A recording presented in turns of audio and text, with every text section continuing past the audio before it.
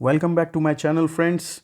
In today's video, we are going to see Childhood and Growing Up Lecture 17, which is the today's subject is Piaget's theory of cognitive development. यानी कि Piaget कौन है? पियाजे एक psychologist थे. उन्होंने एक theory दी है कॉग्निटिव डेवलपमेंट से रिलेटेड. तो कॉग्निटिव डेवलपमेंट की जो थ्योरी है पियाजेट की, आज उसी पर हम सब डिस्कशन करेंगे. So here is our question. Describe Piaget's theory of cognitive development in detail.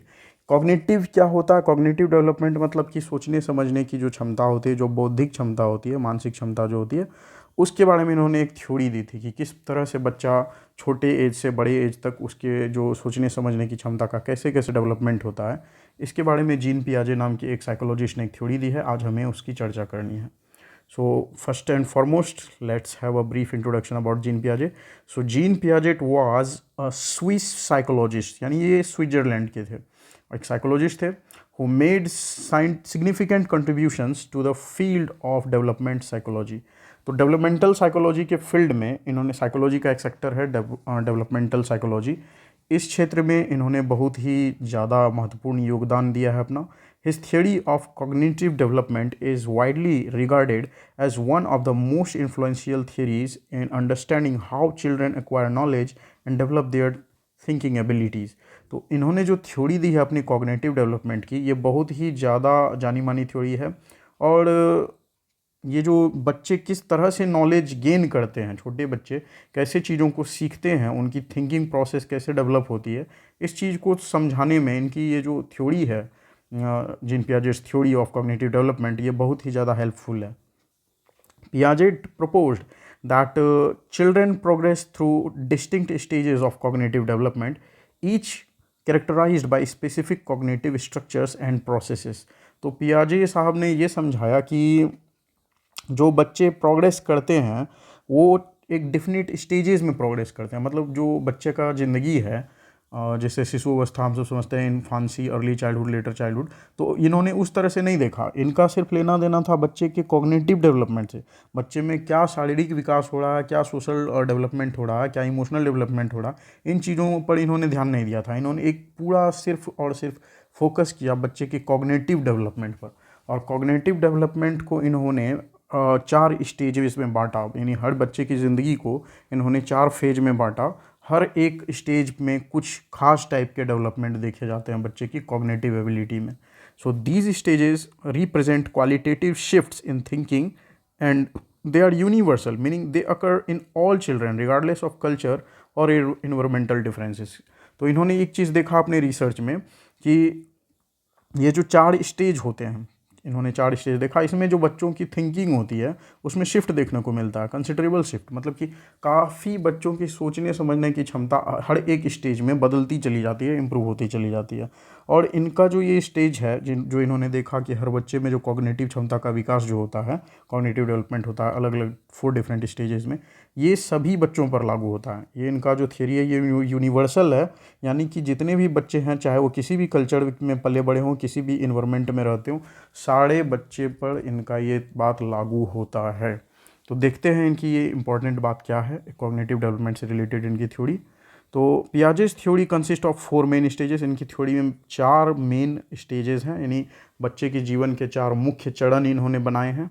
सबसे पहला है सेंसरी मोटर स्टेज. तो जीन पियाजेट की थ्योरी का जो सबसे फर्स्ट स्टेज है बच्चे की ज़िंदगी में, वो जो कि समय है बर्थ टू 2 ईयर्स, यानी बच्चा जब जन्म लेता है तब से 2 साल की उम्र के बच्चे को इन्होंने रखा है इस स्टेज में, जिसका नाम इन्होंने दिया है सेंसरी मोटर स्टेज. अब क्या होता है इस स्टेज में, बच्चों में किस टाइप का कॉग्निटिव डेवलपमेंट देखने को मिलता है, आइए उसे देखते हैं. During this stage infants learn about the world through their sensory experiences and motor actions.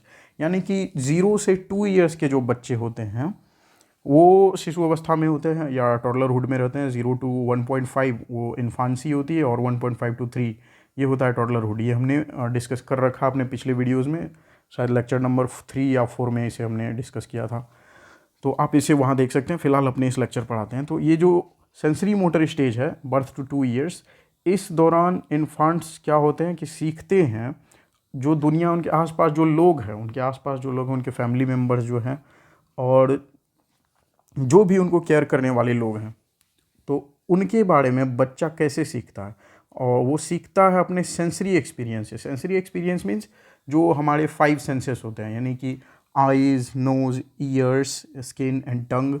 तो इन सेंसरी ऑर्गन्स का बच्चा यूज़ करना सीखता है, और इनके ज़रिए वो अपने आसपास के इन्वायरमेंट में क्या चीज़ हो रहा है, कौन लोग हैं, इसके बारे में वो इन्फॉर्मेशन कलेक्ट करना शुरू करता है। जाने अनजाने वो सीखना शुरू करता है। और मोटर एक्शंस मतलब कि वो अपने हाथ और पैर, अपने बॉडी के अंग को वो कंट्रोल करना धीरे धीरे सीखता है। ठीक, तो ये इन्फांसी में ये सब शुरू हो जाता है।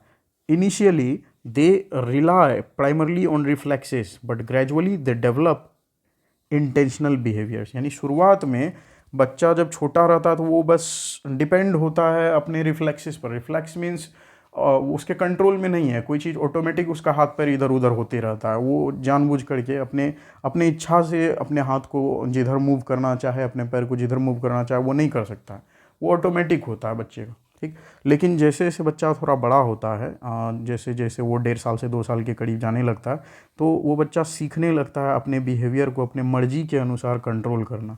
तब वो अपने हाथ और पैर को कंट्रोल करना सीख लेता है, कब वो उसे उठना है, कब बैठना है, इस पर उसका कंट्रोल होने लगता है। Object permanence and understanding the objects continue to exist even when they are out of sight is a significant milestone in this stage। यानी कि बच्चा धीरे धीरे क्या होता है, ऑब्जेक्ट परमिनेंस को समझने लगता है। उसे ये एहसास हो जाता है कोई चीज़ वो देख नहीं रहा है, लेकिन उसकी आवाज़ सुनकर के भी वो जान जाता है कि कोई चीज़ उसकी नज़रों से दूर भी है, लेकिन वो समझ जाता है कि वो क्या चीज़ की आवाज़ हो रही है। जैसे कि फैमिलियर, जो भी उनके फैमिली मेम्बर्स होते हैं, बच्चा तब तक में अपने फैमिली मेम्बर्स की आवाज़ पहचानने लगता है। तो उसकी माँ उसके सामने नहीं भी हो, दूसरे कमरे में अगर बोल रहे, फिर भी बच्चा जान लेता है कि उसकी मम्मी की आवाज़ है। ठीक, तो इस तरह से वो जो फैमिलियर जितने भी साउंड्स हैं, जितने भी फेसेस हैं, वो सबको पहचानने लगता है। और ये है सेंसरी मोटर स्टेज किसी बच्चे का। ये शुरुआत का बर्थ से 2 ईयर्स के स्टेज को जीन पियाजे जी ने ये रखा है first stage sensory motor stage में। आइए देखते हैं second stage of gene Piaget's cognitive development theory, which is pre operational stage. Pre operational stage रखा गया है 2 साल से 7 साल के बच्चों के एज को। ठीक, यानी जिन बच्चों का एज 2 साल से 7 साल के बीच में है, उन्हें प्री ऑपरेशनल स्टेज में माना गया है जीन पियाजे के द्वारा। In this stage children become capable of representing objects and events mentally through the use of symbols such as words and images। तो ये 2 साल से 7 साल के बच्चे जो हैं, ये जो ऑब्जेक्ट्स हैं, उनके आसपास जो वस्तुएं हैं, उनको मेंटली उनके बारे में सोच सकते हैं, और उनके बारे में वो सिंबल से या ड्राइंग बना करके इमेज के द्वारा वो समझने लगता है। जैसे अगर उस बच्चे को अगर किसी एप्पल का फ़ोटो दिखाया जाए, तो वो उससे समझ लेता है कि उस सेब के बारे में बात हो रहा है। ठीक, तो इस तरह से वो एसोसिएट करना शुरू कर देता है छोटे छोटे वर्ड्स के द्वारा या इमेजेस के द्वारा चीज़ों को। There thinking becomes more intuitive and symbolic but they still struggle with logical reasoning. यानी कि वो सिम्बल्स को पहचानने लगते हैं, कोई चीज़ को सिम्बल के जरिए वो रिप्रेजेंट करना सीख जाते हैं, लेकिन वो लॉजिकल रीजनिंग अभी भी सीखने के लिए उनका माइंड तैयार नहीं रहता है। They often exhibit egocentrism where they have difficulty understanding others' perspectives and they engage in animistic thinking, attributing lifelike qualities in inanimate objects। यानी कि छोटे बच्चों के साथ दो और बात होती है इस स्टेज में, प्री ऑपरेशनल स्टेज में, कि बच्चा ईगोसेंट्रिक होता है। ईगोसेंट्रिक मीन्स वो दूसरे व्यक्ति के इमोशंस, दूसरे व्यक्ति के पर्सपेक्टिव को नहीं समझ पाता है। 2 साल से 7 साल का बच्चा सामने वाला व्यक्ति क्या सोच रहा है, सामने वाला व्यक्ति किस इमोशन में, मैंने कैसे उससे बात करा, ये उसको गेस नहीं कर पाता है पूरी तरह से। ठीक, और उससे भी एक ख़ास बात ये है कि इस स्टेज में बच्चा एनिमिस्टिक थिंकिंग वाला होता है। एनिमिस्टिक थिंकिंग मीन्स वो निर्जीव चीज़ों को भी वो सजीव समझता है। यानी जिस चीज़ में कोई जान नहीं है, मान के कोई छोटे बच्चे से अगर उसका डॉल छीन लेते हैं तो वो रोने लगता है, या उसके डॉल को तोड़ देते हैं तो वो और रोने लगता है। ऐसा इसलिए क्योंकि उसको ऐसा लगता है कि वो चीज़ जिंदा है। यानी कि 2 साल से 7 साल के बच्चे सजीव और निर्जीव चीज़ों में पूरी तरह से फ़र्क नहीं कर पाते हैं। ठीक, तो प्री ऑपरेशनल स्टेज ये होता है, और इसमें क्या क्या चेंजेस बच्चों की कॉग्निटिव एबिलिटी में देखने को मिलता है ये हमने देख लिया। नेक्स्ट थर्ड जो स्टेज है वो है कॉन्क्रीट ऑपरेशनल स्टेज। इस स्टेज में 7 साल से 11 साल के बच्चे आते हैं, यानी कि स्कूल एज के बच्चे, यानी लेटर चाइल्डहुड में आने वाले जितने भी बच्चे हैं, लेटर चाइल्डहुड स्टेज जो वो होता है स्कूल एज 6 से 12 साल, वो उसी दायरे में ये है कंक्रीट ऑपरेशनल स्टेज। और इस स्टेज में क्या होता है कि children become more logical and systematic in their thinking. तो बच्चे और ज़्यादा सिस्टमेटिक तरह से वो सोचना सीख लेते हैं। They can perform mental operations on concrete objects and events allowing them to understand conservation. यानी कि बच्चे जो है इसमें मेंटल ऑपरेशन, जोड़ घटाव गुना भाग्य, मैथमेटिकल ऑपरेशंस करना सीख लेते हैं, ऑब्जेक्ट्स का कलर पहचानना सीख लेते हैं, और भी बहुत सारी चीज़ों को ये लोग सीख लेते हैं। और लॉजिकल थिंकिंग भी इनकी होने लगती है। कोई चीज़ अगर है तो क्यों हो रहा है, क्वेश्चन और आंसर को ये बच्चा समझना शुरू कर लेता है। ठीक। और इनकी जो अंडरस्टैंडिंग होती है वो कंजर्वेशन पर आधारित हो जाती है इस टाइम में, यानी कि the understanding that certain properties of objects remain the same despite changes in appearance। यानी कि अगर 7 साल से 11 साल के बच्चे, यानी कॉन्क्रीट ऑपरेशनल स्टेज के बच्चों को अगर ये दिखाया जाए कि वाटर को हमने ठंडा किया, उसके सामने वाटर को ठंडा कर फ्रिज में हमने उसे बर्फ़ बनाया, ठीक, और फिर बर्फ़ को गर्म करके पिघला करके वापस अगर पानी बनाया, उसको रियल में करके अगर दिखाया जाए तब वो समझ लेता है कि ओहो ऐसा होता है। ठीक, यानी उसकी ये अंडरस्टैंडिंग होती है कि ऑब्जेक्ट की कुछ प्रॉपर्टीज़ होती है, उसका अपीयरेंस चेंज किया जा सकता है। यानी वाटर को हम आइस अगर बना दे तो उसका अपीयरेंस तो चेंज हो गया, लेकिन कैरेक्टर तो अभी भी उसमें वाटर वाला ही है। तो इसीलिए जब फिर आइस से वापस वाटर बनाएंगे तब भी वो फिर से क्या हो जाएगा, उसका अपीयरेंस सिर्फ चेंज होगा लेकिन कैरेक्टर सेम रहेगा। तो बच्चा ऐसी चीज़ों को समझने के लायक होता है। लेकिन इसी बात को अगर सिर्फ उसको मान के चलो किसी बच्चे ने ज़िंदगी में ऐसा कभी अभी होता देखा नहीं है कि आइस से वाटर फिर बन सकता है, ठीक, तो उसे ये उसने कभी नहीं इस चीज़ को देखा प्रैक्टिकली, ना ही कभी उसके बारे में सुना है। तो सिर्फ उसको ऐसा अगर बोल करके अगर समझाएं तो शायद उसे समझ में नहीं आएगा। इस एज में उसका माइंड उस तरह से डेवलप नहीं होता है। हाँ, लेकिन अगर उसे करके दिखाया जाए वो चीज़ तब वो समझ लेगा ईजिली। एंड रिवर्सिबिलिटी की एबिलिटी बच्चे में आ जाती है, the ability to mentally reverse action. यानी कि वो जो चीज़ों को आगे वो समझता है उसे फिर मेंटली वो रिवर्स करके भी वो इमेजिन थोड़ा कर लेता है। हाउएवर एब्स्ट्रैक्ट और hypothetical thinking is still challenging. यानी कि कंक्रीट ऑपरेशनल स्टेज में अभी भी बच्चा काल्पनिक चीज़ों को इमेजिन नहीं कर पाता है। यानी खुद से वो इमेजिनेशन करने की जो कैपेबिलिटी होती है इंसानों में, वो कैपेसिटी बच्चों में इस स्टेज तक नहीं डेवलप हो पाती। यानी कि अब हमने 3 स्टेजेस को देख लिया, अब देखते हैं 4th स्टेज, और ये है 4th stage, formal operational stage. और इसमें 11 साल से अधिक उम्र के बच्चे होते हैं, यानी 11 साल, 12 साल, 13 साल, जितने भी इससे बड़े हैं वो सारे बच्चे फॉर्मल ऑपरेशनल स्टेज के अंतर्गत आते हैं अकॉर्डिंग टू जीन पियाजे इट्स कॉग्निटिव डेवलपमेंट थ्योरी। तो in this final stage adolescents develop the ability to think abstractly, reason hypothetically and engage in deductive reasoning।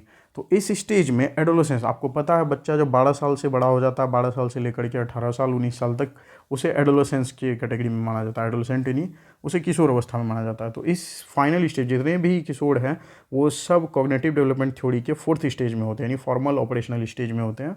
और इसमें उनकी जो मानसिकता होती है वो इस लायक हो जाते हैं कि वो एब्स्ट्रैक्ट चीज़ों के बारे में वो समझना सीख लेते हैं। एब्स्ट्रैक्ट चीज़ें जिनको कि देखा नहीं जा सकता, छुआ नहीं जा सकता, सिर्फ फील किया जा सकता है, ठीक। तो एब्स्ट्रैक्ट वर्ल्ड के बारे में बच्चों को आइडिया लगने लगता है इस स्टेज में।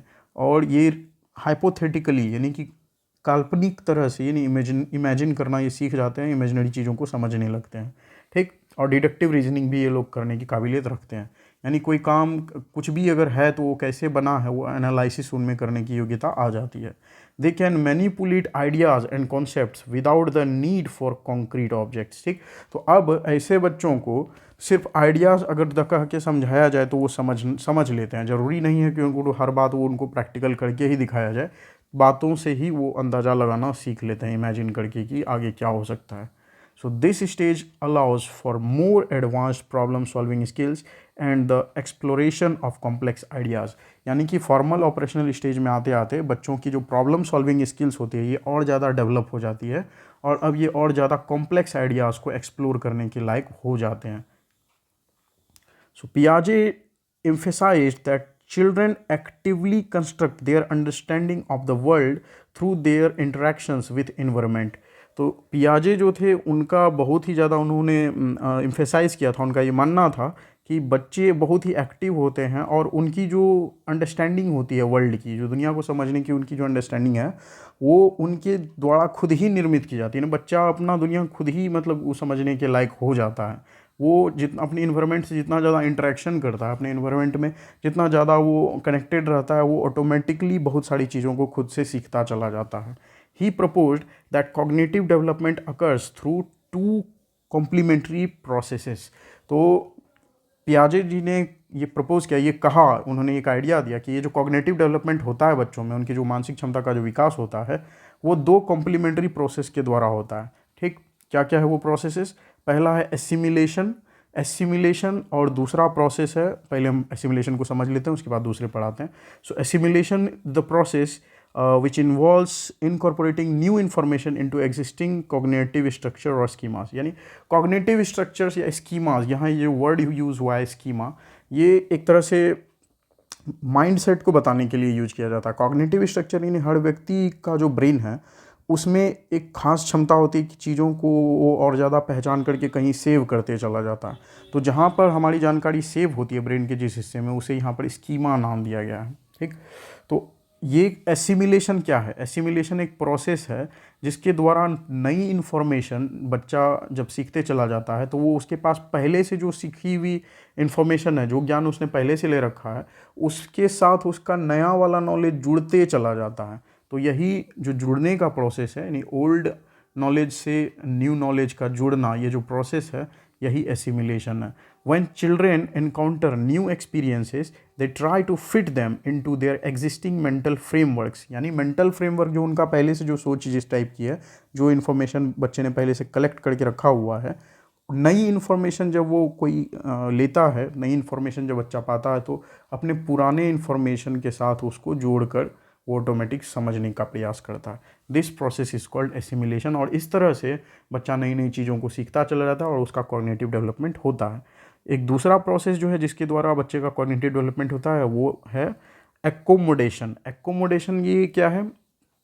Accommodation occurs when child modify their existing schemas to accommodate new information that does not fit their existing understanding. यानी कि बच्चे ने अगर पहले से कुछ सीख रखा है और मान के चलिए शुरू में उसने कुछ गलत सीख रखा है, तो उसके बाद जब वो नया इन्फॉर्मेशन कुछ लेगा तो ऑटोमेटिक प्रीवियस इन्फॉर्मेशन अगर उसकी इनकरेक्ट है, करेक्ट नहीं है पहले वाली इन्फॉर्मेशन, तो न्यू इन्फॉर्मेशन को एक साथ उसके ऊपर मतलब मिक्स करने में उसे दिक्कत होगी। वो नया कुछ सीख पाने में उसे मतलब अटपटा टाइप का लगेगा कुछ गलत हो रहा है।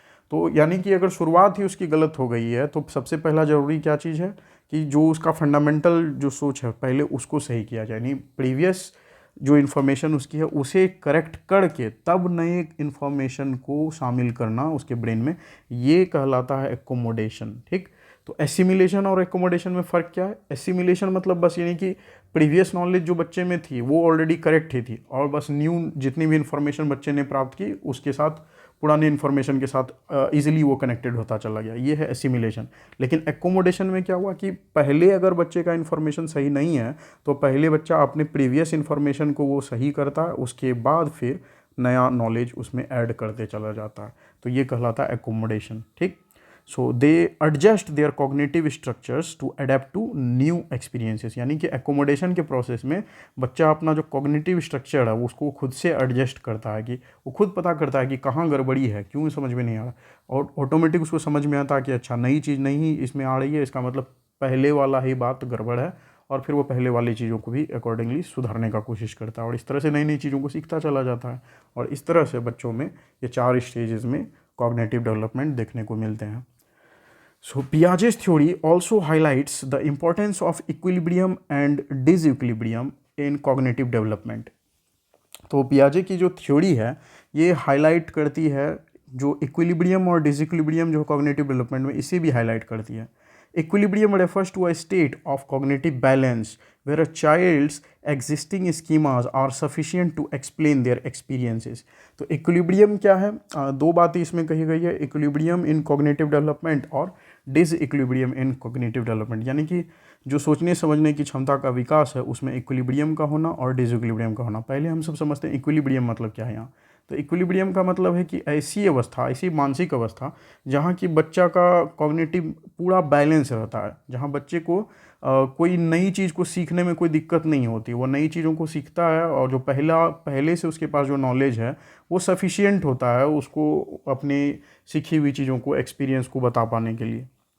यानी कि अगर बच्चा सब कुछ ठीक ठीक सीखते चले जा रहा है तो इसका मतलब उसका जो कॉग्निटिव बैलेंस है वो सही है, यानी वो इक्विलिब्रियम स्टेट में है। However, when they encounter new and unfamiliar information that cannot be assimilated into their existing schemas, they experience disequilibrium। यानी कि जब कोई बच्चा कोई नया चीज़ को सीखने की कोशिश करता है और उसे ऐसा लगता है कि कुछ गड़बड़ है, उसे समझ में नहीं आ रहा है वो चीज़, इसका मतलब ये हुआ कि उसका जो पहले का सीखा हुआ जो नॉलेज है कहीं शुरुआत में ही गड़बड़ है, ठीक। और यहाँ पर उसकी जो मानसिक स्थिति होती है वो होती है डिसइक्विलिब्रियम की, यानी उथल पुथल मच जाता है उसके माइंड में, ठीक। तो इक्विलिब्रियम का स्टेट मतलब कि जब बच्चा इजीली एकदम स्मूथली चीज़ों को सीखते चला जाए, एकदम बैलेंस मोड में उसका बुद्धि अच्छे से विकास होते चला जाता है।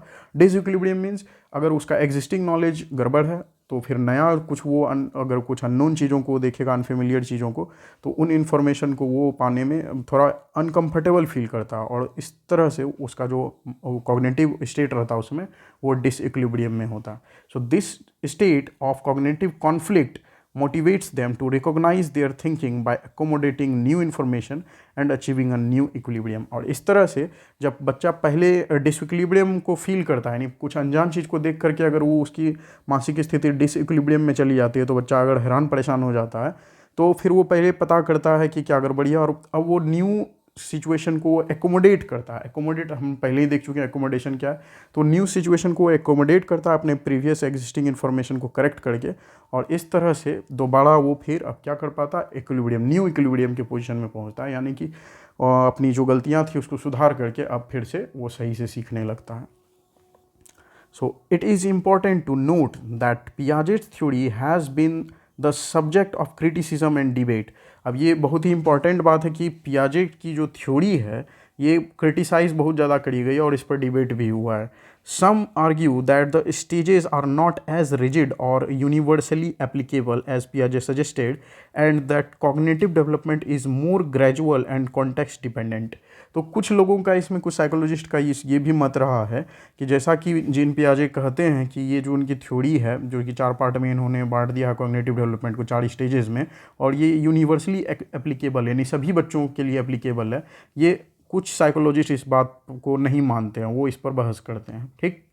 और क्योंकि ये विवाद का विषय है, नॉनदलेस जो भी बात हो, आखिर Piaget's contributions have significantly influenced our understanding of how children develop their cognitive abilities and continue to shape the field of developmental psychology.